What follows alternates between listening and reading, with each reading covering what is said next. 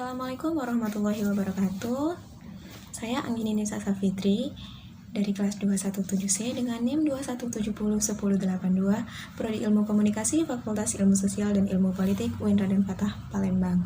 Di sini saya akan menjelaskan beberapa teori komunikasi massa. Yang pertama ada teori penggunaan dan gratifikasi, yang kedua ada teori kultivasi, yang ketiga ada kajian budaya, dan yang keempat ada teori ekologi media. Untuk teori yang pertama yaitu penggunaan dan gravitasi. Menurut teori ini, orang menggunakan media untuk memenuhi kebutuhan tertentu, tidak seperti banyak teori media lain yang memandang penggunaan media sebagai penerima pasif media. Teori ini memandang penggunaan media sebagai agen aktif yang dapat mengontrol perilaku konsumsi media mereka.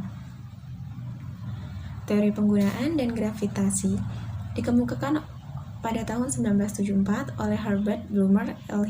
Katz, dan Mitchell. Secara garis besar, teori ini menjelaskan bagaimana media sanggup memenuhi kebutuhan pribadi dan sosial khalayak aktif pengguna media.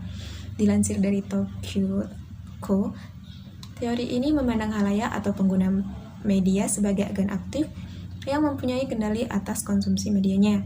Ada dua prinsip yang diusung teori ini, yaitu yang pertama, khalayak aktif dalam memilih media yang akan dikonsumsi.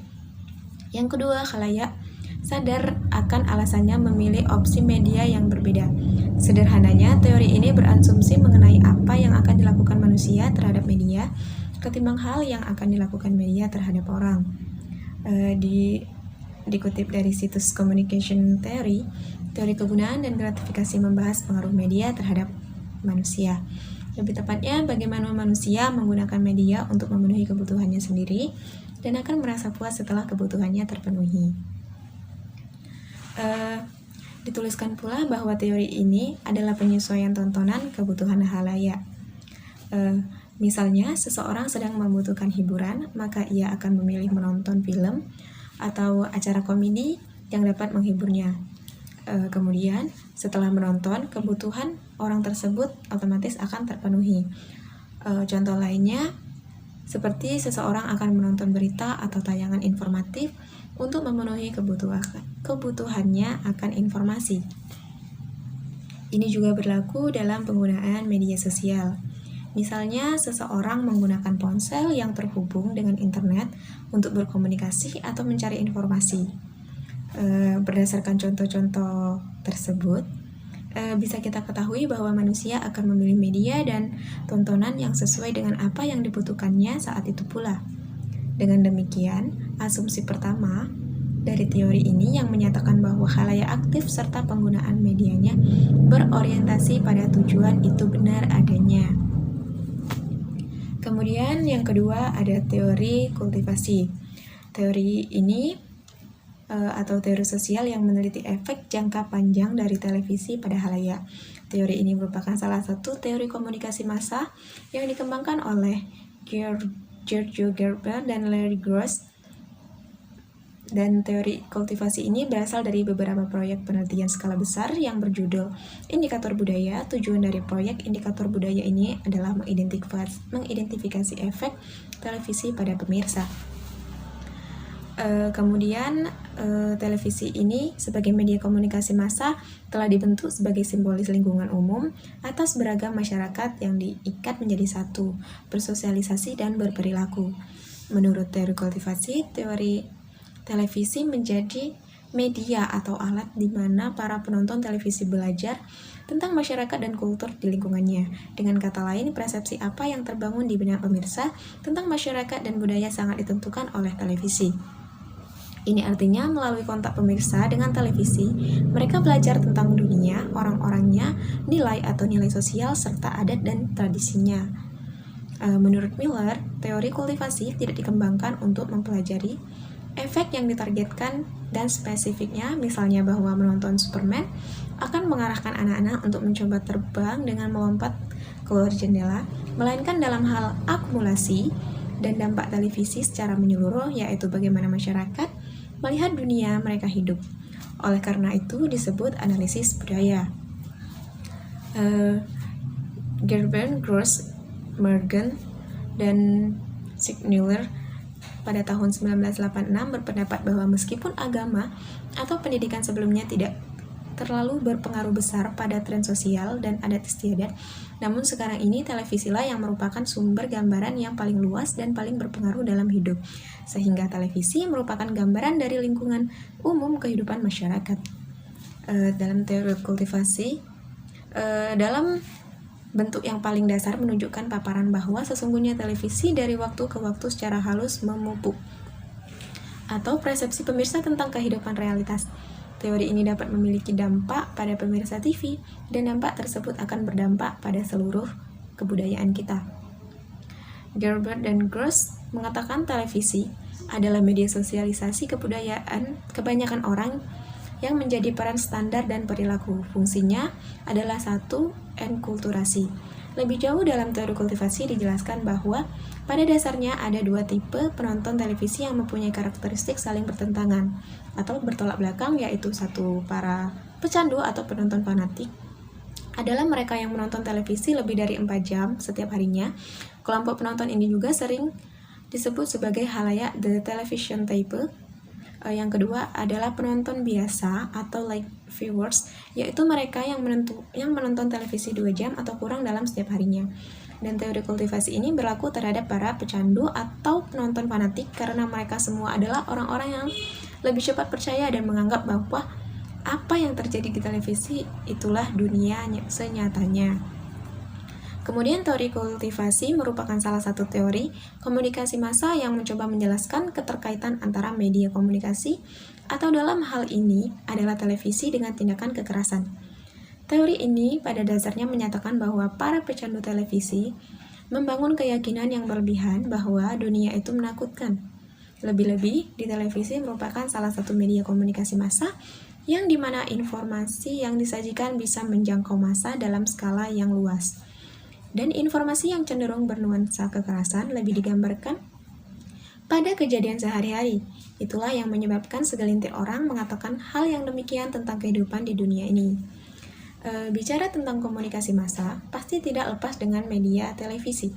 Karena di era perindustrian atau bisa dikatakan era globalisasi seperti ini, kebutuhan akan informasi lebih bersifat spesifik, artinya lebih mudah pengambilannya suatu informasi, maka akan lebih banyak mengambil minat masyarakat atau informasi yang berbasis visual.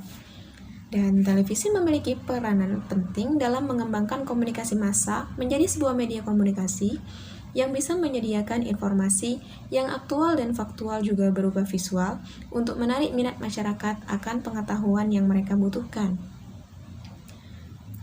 Selanjutnya di sini ada teori kajian budaya atau teori cultural studies yang biasa disebut dengan teori kajian budaya adalah sebuah teori karya Stuart Hall yang mengadopsi teori kritis Marx. Lahir di tengah semangat Maxims yang berupaya untuk mendefinisikan sebagai perlawanan terhadap dominasi yang hegemoni budaya tertentu.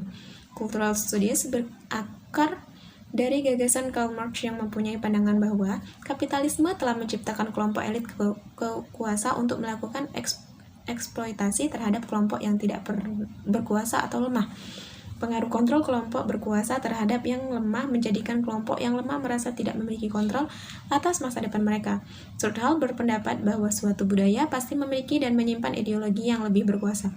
Teori ini menempatkan komunikasi massa harus memahami konteks kultur yang ada, bukan hanya mencari tahu tentang sesuatu. Teori ini sebenarnya mengkaji beberapa kebudayaan dan praktik budaya serta kaitannya dengan kekuasaan. Tujuannya adalah mengungkapkan hubungan kekuasaan serta mengkaji bagaimana hubungan tersebut mempengaruhi berbagai bentuk kebudayaan, sosial politik, ekonomi, ilmu pengetahuan, hukum, dan lain-lain.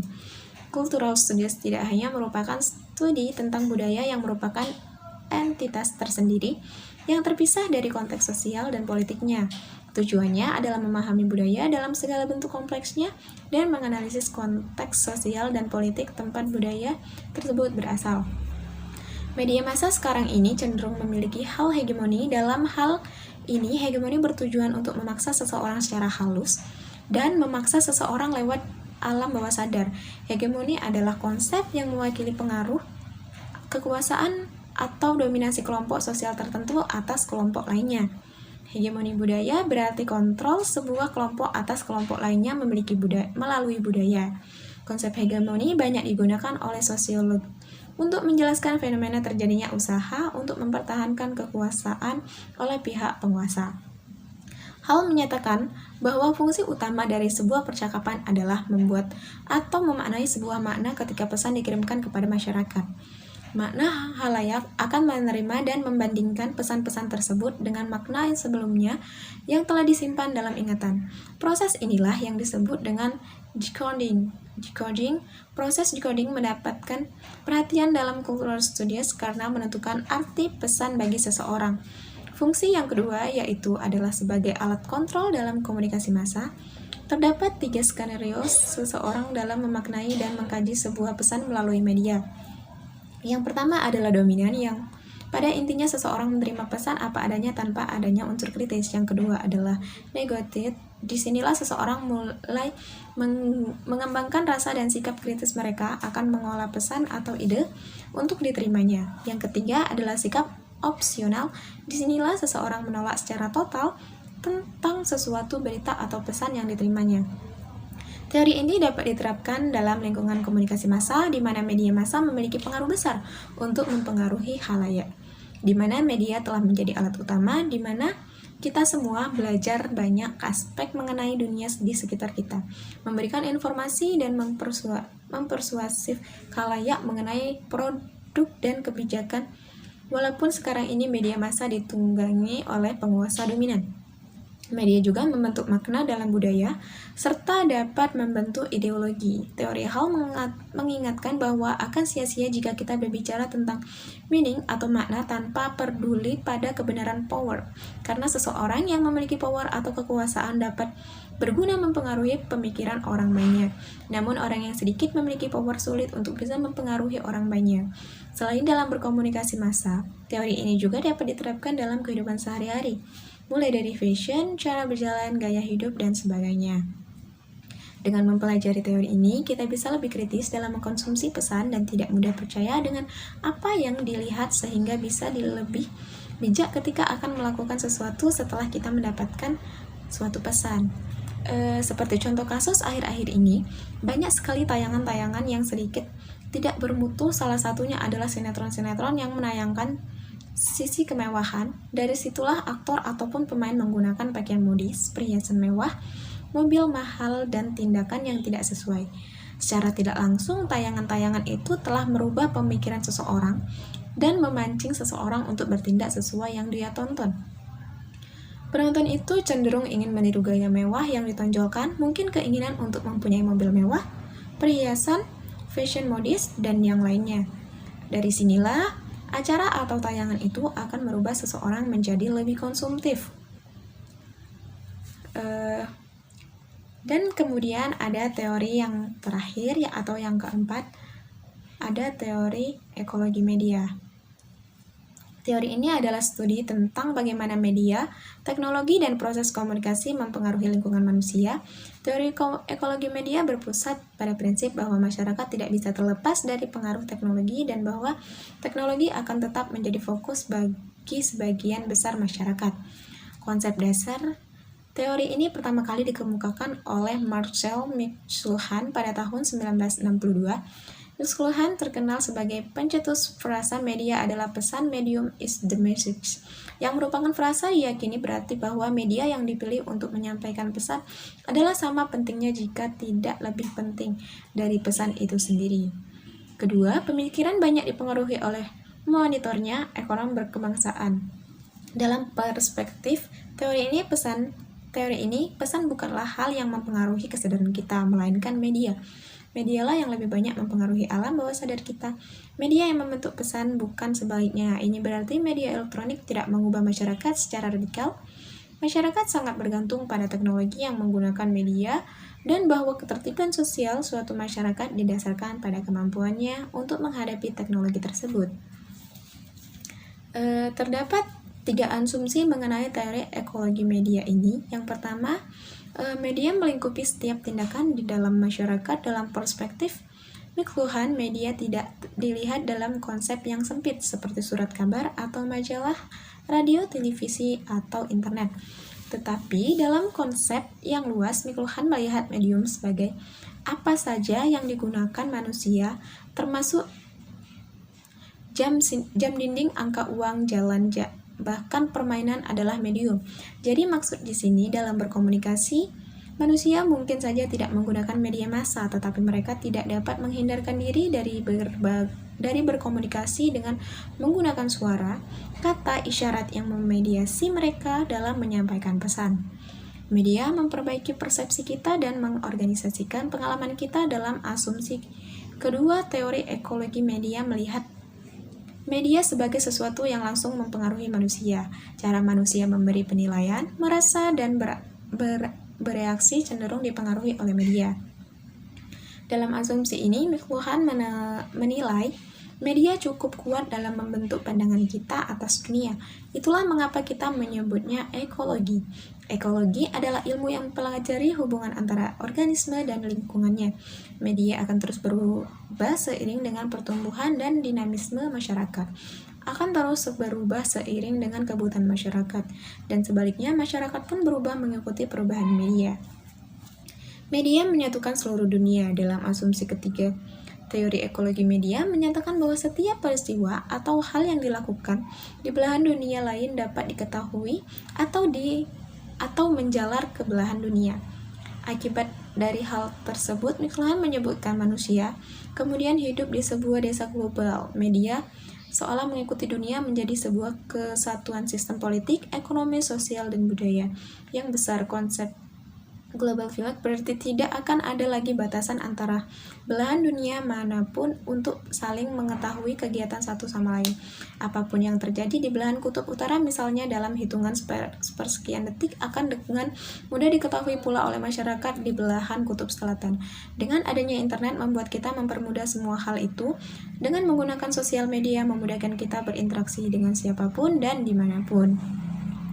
Dikutip dari buku Etnografi Media, Potret Budaya Televisi Masyarakat Perbatasan 2019, karya Petrus, ia menjelaskan bahwa media elektronik berdampak besar dalam kehidupan manusia.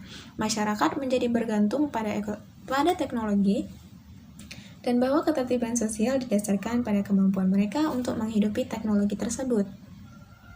Gagasan utama teori ini terletak pada keyakinan bahwa manusia tidak bisa melarikan diri dari pengaruh teknologi. Contoh teori ekologi media, yakni sikap, pikiran, dan pendapat seseorang bisa dipengaruhi media dengan mudah. Misalnya, adegan perkelahian yang dilakukan ketika dua orang terlibat masalah. Jika awalnya kita yakin bahwa masalah bisa diselesaikan secara damai, sejak menonton adegan tersebut kita menjadi percaya pada hal yang berlawanan. Mungkin hanya itu yang bisa saya jelaskan mengenai teori-teori komunikasi massa ini. Apabila banyak kekurangan, saya mohon maaf. Dan saya akhiri. Wassalamualaikum warahmatullahi wabarakatuh.